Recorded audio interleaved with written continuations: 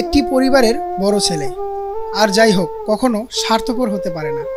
বড় ছেলে মানে হেরে যাওয়ার পরেও নিজের চোখের পানি মুছে বাবা মায়ের সামনে গিয়ে তাদের সাথে এমনভাবে কথা বলা যেন তার কিছুই হয় না। একটি পরিবারের ছোট ভাই বোনদের যত আবদার থাকে, সব আবদার পূরণ করার পেছনে অবশ্যই বড় ভাইয়ের অবদানই বেশি। বড় ছেলে হলে শখের বয়সেই পরিবারের দায়িত্ব কাঁধে নিতে হয়। করতে মন চায় অনেক কিছু, কিন্তু করতে পারে না শুধু পরিবারের কথা ভেবে। আর যদি বাবা মারা গিয়ে থাকে অল্প বয়সে, তাহলে তো কোনো কথাই নেই, তাকে ছায়া দেওয়ার মতো কোনো গাছ নেই।